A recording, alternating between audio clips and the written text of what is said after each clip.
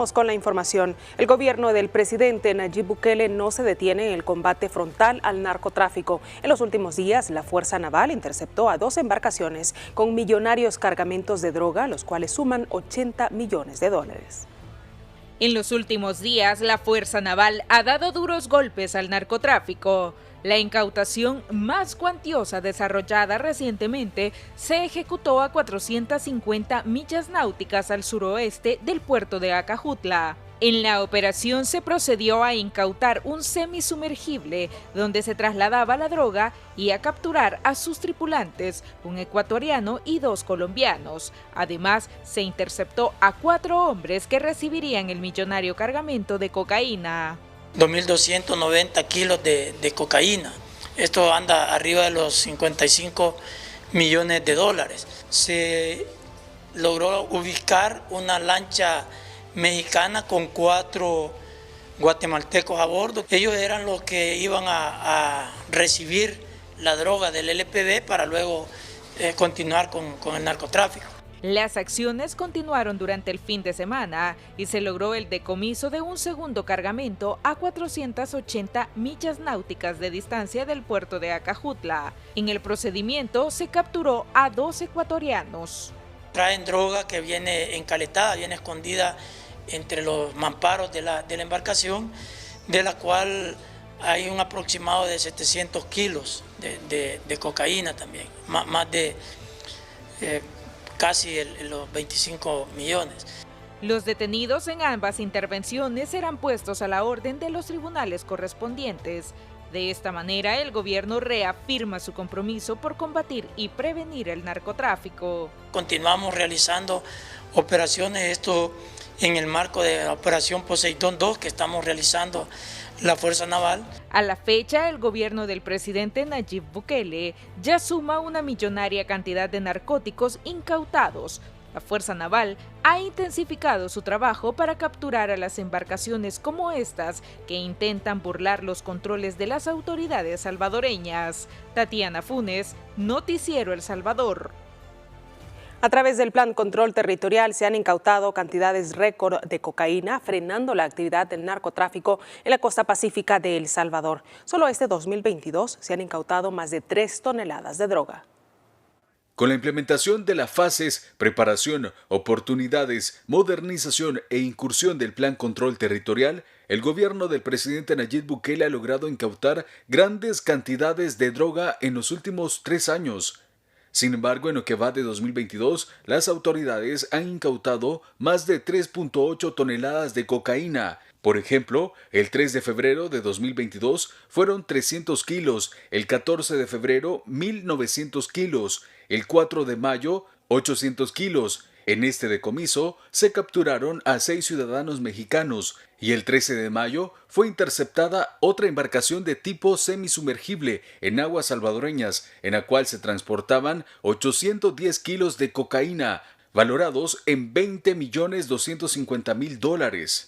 Mientras que en 2021 se incautó más de 8 toneladas de cocaína. El 31 de julio fueron 1.400 kilos, el 19 de noviembre 2.500 kilos y el 27 de diciembre el decomiso fue de 4.156 kilos. En 2020 se sumaron más de 2.6 toneladas de droga decomisada por la Fuerza de Tarea Tridente, con un precio estimado de $6.4 millones. Mientras que en el 2019 fueron 1.2 toneladas incautadas por las autoridades, con un valor comercial de 3.9 millones. A raíz de estas acciones diseñadas dentro del Plan Control Territorial, El Salvador es reconocido por el resto de los países del hemisferio por su destacada lucha contra el narcotráfico. Nelson Quinteros, Noticiero El Salvador. Mientras tanto, El Salvador continúa sumando días sin registrar muertes violentas. La Policía Nacional Civil informó a través de su cuenta de Twitter lo siguiente: finalizamos el domingo 21 de agosto con 0 homicidios en el país. En lo que va de agosto ya se registran 16 días sin asesinatos en El Salvador, para un total de 181 días con 0 homicidios durante la gestión del presidente Nayib Bukele y desde la implementación del Plan Control Territorial.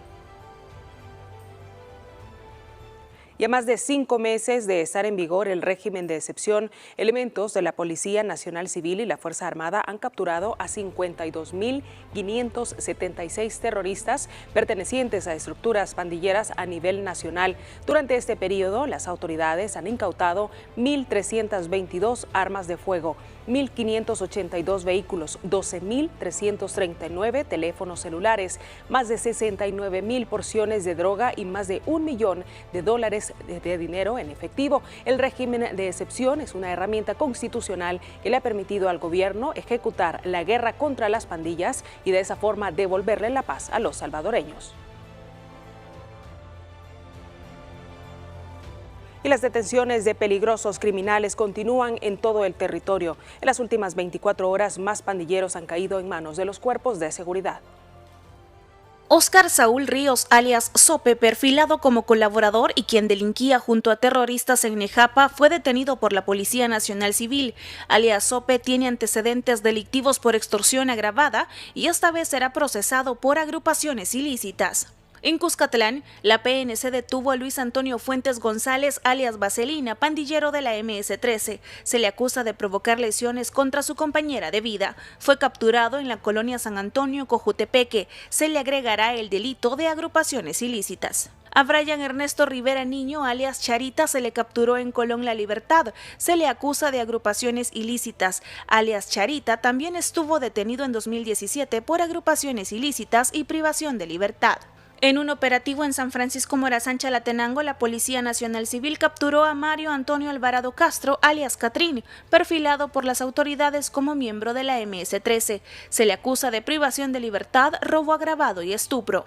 En el occidente del país, agentes de la PNC capturaron en Santa Ana a Víctor Ernesto Herrarte Rivera, alias Cuervo. Este sujeto, según las autoridades, tiene antecedentes por homicidio agravado. Sin embargo, no cumplió condena porque un juez lo dejó en libertad. En esta ocasión será acusado por agrupaciones ilícitas. También se realizaron operativos en La Libertad, dejando como resultado la captura de 3 pandilleros que delinquían en diferentes municipios de ese departamento. Los detenidos responden a los nombres de Rolando Alfonso Beltrán Molina, alias Chocorrolo, Luis Enrique Martínez Hernández, alias Moreno, José Nehemías Martínez López, alias Cabezón. Todos serán procesados por agrupaciones ilícitas. La Fuerza Armada ubicó en el cantón El Rosario, San Ignacio, Chalatenango, a alias El Palillo, perfilado como colaborador de la pandilla MS-13. Según las investigaciones, posee antecedentes por delitos de amenazas, lesiones y homicidio tentado.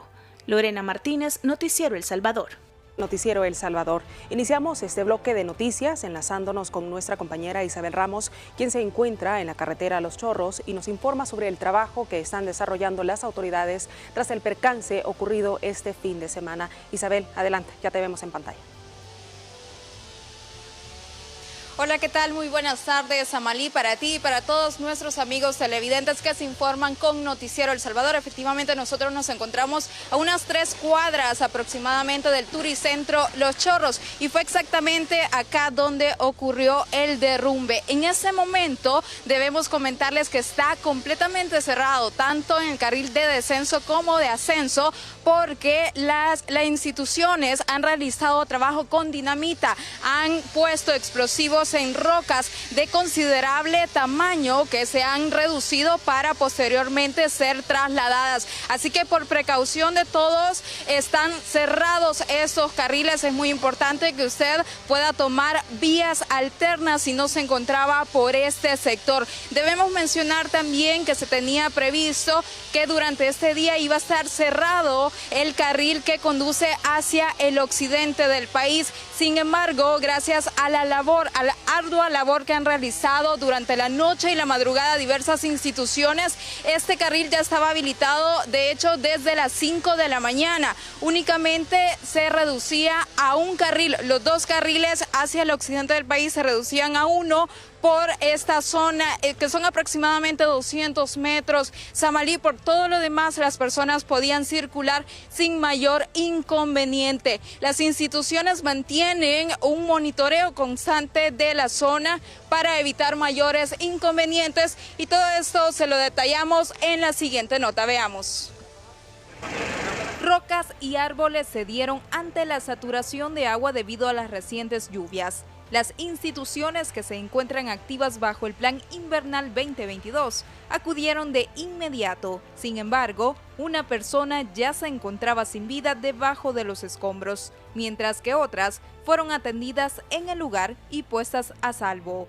A partir de ese momento, las tareas de remoción de escombros no han parado, todo para evitar más pérdidas. ¿Cuáles son las acciones concretas que estamos desarrollando? Descopado de árboles, talado en algunos casos. El Ministerio de Obras Públicas, el FOVIAL, ha estado incluso perfilando algunos taludes. A seguir realizando algunas tareas de limpieza, principalmente en las partes altas de la montaña, donde normalmente pues a veces hay acumulación de material. Otra de las acciones preventivas ha consistido en la regulación del tráfico vehicular, que ha sido habilitado lo más pronto posible con un monitoreo constante para no exponer la vida de los 60.000 conductores en promedio que transitan por esa zona a diario. En este momento pues no tenemos planeado hacer un cierre total de la carretera. En caso pues de tener que realizar alguna actividad, algún cierre parcial o algo, pues nosotros vamos a estar notificando. Y para que no ocurran más hechos como este, el gobierno avanza en la construcción de un viaducto que sustituirá esta peligrosa carretera. Los trabajos se verán intensificados para entregar la obra cuanto antes. Su diseño final ya se tiene concluido. En este momento lo que tenemos en licitación es la construcción de la obra, las invitaciones y las ofertas por parte de las empresas de supervisión pues van a ser entregadas el día 5 de septiembre. La construcción de esta obra iniciaría este mismo año e incluye la ampliación a 8 carriles desde Las Delicias en Santa Tecla hacia el Poliedro y a 6 carriles desde esa zona hasta el desvío de Opico en La Libertad. Tendrá una inversión que supera los $300 millones. Isabel Ramos, Noticiero El Salvador. Y será un promedio de 15 a 20 minutos que permanecerá cerrado este tramo de la carretera panamericana. Les queremos mostrar, ya se está formando tráfico vehicular, es evidente para todas las personas que se conducen a diferentes partes, por ejemplo, hacia Sonsonate, Santa Ana, Aguachapán, pero ya será habilitado en los próximos minutos. Recordemos que también hay vías alternas, por ejemplo, la carretera a Quesaltepeque o también la carretera hacia el volcán de San Salvador, que recordemos que recientemente también ha sido habilitado un acceso por el Boulevard Monseñor Romero para que usted no tenga mayor inconveniente y que lo pueda tomar en cuenta. Esa es la información que tenemos para compartir con ustedes en vivo desde acá, desde la carretera a Los Chorros. Así retorno la señal contigo, Samalí. Muy buenas tardes. Y buenas tardes también a ti, Isabel. Gracias por mostrarnos cómo está la situación en este momento en esa arteria tan importante que es transitada por miles de salvadoreños a diario. Por cierto, sumar esfuerzos a los trabajos de mitigación en la carretera de Los Chorros es el objetivo de la activación del protocolo de emergencia por parte de las alcaldías de Santa Tecla, Colón y San Juan Opico, y todas del Departamento de la Libertad. Los ediles informaron en conferencia de prensa que con esta medida se pone a disposición un fondo de $110.000 para atender cualquier situación y todos los recursos necesarios como la maquinaria y también personal para atender derrumbes y remoción de escombros. La activación del protocolo de emergencia intermunicipal que estamos activando este día tiene que ver con poner a disposición todos los recursos que tienen nuestras municipalidades para atender las emergencias ante posibles deslaves, desastres naturales, accidentes de tránsito, carros que se hayan quedado, y también apoyar con nuestros agentes del CAM para que el tráfico sea mucho mayor fluido. Y para este lunes se esperan tormentas, principalmente en la zona centro y también oriente del país. El ministro de Medio Ambiente y Recursos Naturales, Fernando López, brindó una conferencia de prensa para ampliar más sobre las condiciones climáticas para las próximas horas. Lorena Martínez nos tiene toda la información en el siguiente enlace. Lorena, vamos contigo. Buenas tardes. Hace unos minutos el ministro de Medio Ambiente, Fernando López, se refirió al pronóstico de impacto para las próximas horas. El mapa de amenazas abarca al 100% del territorio nacional en cuanto a inundaciones y deslizamientos. Específicamente se refirió a la carretera panamericana en el tramo conocido como Los Chorros, donde este domingo lamentablemente una persona resultó fallecida a causa de un deslizamiento provocado por el acumulado de lluvias en el territorio nacional.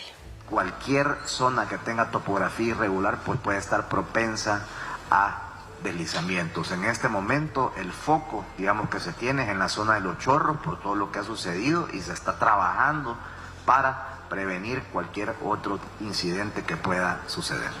Los deslizamientos son provocados por las constantes lluvias que han caído sobre el territorio. De hecho, el ministro Fernando López informó que agosto podría superar el acumulado de lluvias respecto a 2021.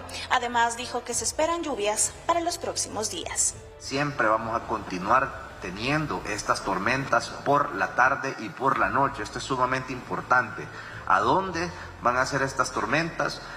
Hay probabilidad que sean en el 100% del país y cuando comienzan a suceder nosotros estamos publicando los mapas y nosotros estamos diciendo a dónde va a llover. Siempre es importante recordarle que debe informarse a través de los canales oficiales del Ministerio de Medio Ambiente para conocer tanto los pronósticos de lluvias como los pronósticos de impacto para nuestro país y de esta manera atender todas las recomendaciones que emiten las autoridades. Con esta información regreso la señal hasta nuestros estudios. Buenas tardes. Gracias por seguir en nuestra sintonía. El Salvador sigue su crecimiento en las exportaciones en distintos rubros como el textil. Además, se ha reducido el costo de distribución. Todo como resultado de las medidas de alivio ante la inflación y el combate a la criminalidad. Es el 17% en exportaciones el incremento que se registra a julio de este 2022, lo que significa una mejora en la economía del país que ya supera los datos del año pasado. Hacer énfasis en el hecho que estamos comparando con el 2021, porque el 2021 fue un año en donde nuestras variables económicas mostraron también un rendimiento bastante positivo. Entonces, los datos que comparto a continuación se suben en datos que ya eran positivos. Esta mejora en la economía se debe a las medidas ante la inflación y el combate a la delincuencia, con el que las empresas registran más ganancias. Ya estamos viendo un sector de distribución que se reducen los costos, porque ahora para entrar a dejar sus insumos a las pequeñas tiendas en un pueblo en el interior, ahora sí ya pueden entrar sin tener que pagar esos altos montos que encarecían la distribución de los productos. En ese sentido, toda la economía se está ya beneficiando de esta medida. Ante esto, los inversionistas encuentran buen clima, algo de lo que también forma parte esencial la diáspora, reveló la ministra. Eso es algo que de verdad muestra que las medidas que se están tomando son las correctas y que esa afinidad de nuestra diáspora con el gobierno pues existe y eso genera pues la confianza no solo de invertir ellos mismos, sino de traer a más inversionistas al país. El resultado es parte del trabajo articulado entre las instituciones del gobierno, con lo que se están teniendo los mejores logros en el tema económico de la historia del país. Miguel Paredes, Noticiero El Salvador. Pasamos a otras noticias. El vicepresidente de la República, Félix Ulloa, inauguró la conferencia sobre el futuro de Centroamérica. El evento reúne en El Salvador a cancilleres y abogados constitucionalistas y en el lugar se encuentra el periodista Héctor Peñate con el informe. Buenas tardes, Héctor, vamos contigo. Hola, buenas tardes. Ya lo adelantabas tú. En San Salvador se reúnen importantes personalidades de toda la región para sentar las bases de lo que se llama Unión Centroamericana, ya no conocerlo como Integración Centroamericana. De acuerdo con el vicepresidente Félix Ulloa, quien ha estado liderando esta reunión, El Salvador va a promover la modificación al protocolo de Tegucigalpa, un documento desde hace 31 años que necesita cambios importantes para llegar a esto que les comento, la unión real de toda Centroamérica. Es complejísima la infraestructura en que se sostiene el sistema y hay además organismos especializados. mencionaba, el caso de la SIECA, el BCIE, que también son parte de ese entorno. Pero además, y esta es la parte que estamos proponiendo en este documento, es la construcción del techo de la Casa Común Centroamericana. Nuestro derecho a la unidad y a la construcción conjunta de nuevos puentes y de nuevas visiones y espacios de diálogo se debe mantener. El Salvador históricamente ha tenido un papel protagónico en este tema de la Unión Centroamericana, a grado tal que el paladín de la Unión Centroamericana, Francisco Morazán, prefirió quedarse en estas tierras porque los salvadoreños se mantuvieron firmes. El vicepresidente de la República, Félix Ulloa, recordó que El Salvador y Centroamérica constituyen una potencia económica a nivel latinoamericano, únicamente superados por México y Brasil. Así las cosas, la conferencia se desarrolla en este preciso momento y va a concluir con elementos importantes que serán entregados a los presidentes de cada nación. Regreso la señal al estudio. Destacado papel de nuestro país en este encuentro tan importante. Gracias, Héctor, por tu informe.